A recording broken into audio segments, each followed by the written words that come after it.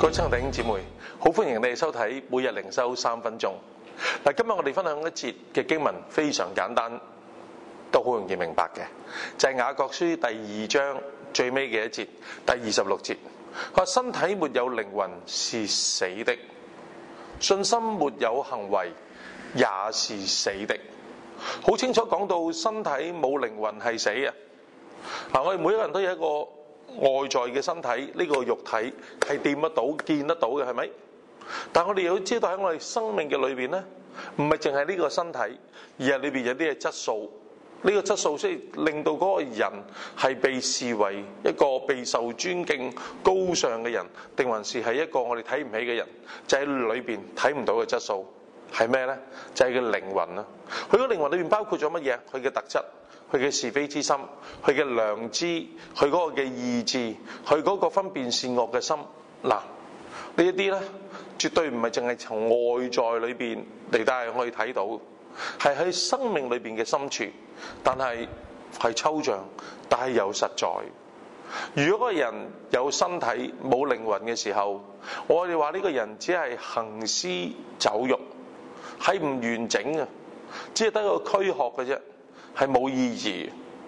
咁我哋基督徒成日都講信心，信心係咩一回事啊？信心唔係淨係心裏邊一個嘅信念，信心唔係淨係話得個口講，我信啊我信啊，係需要有行動。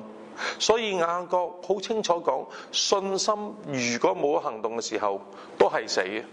呢個信心係虛假嘅，呢個信心係唔真實嘅。咩叫信心同埋行動呢？咁樣好簡單，舉一個嘅例。當我睇到上水一個屋村叫做清河村，哇，24,000幾人口，但係一間教會都冇嘅時候，雖然我嘅教會如果用經濟角度嚟去睇，喂，又啱啱2年幾前先至開完一間新嘅教會，我仲有好多嘅事工要去面對，我哋好多時都會諗好困難啊，未必有能力去開。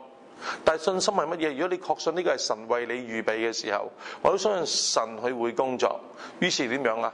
我哋就大家經過禱告，我哋終於就喺幾個月之前開咗呢一間新嘅教會，坐落喺呢個屋村裏邊。但係原來信心唔係淨係諗，係有行動去配合嘅。所以求神你有幫助我哋。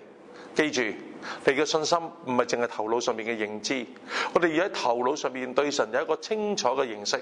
但然後我哋確信我哋嘅神，佢如果要祝福我哋嘅時候，我哋就唔會面對乜嘢嘅挑戰而冇膽行上去。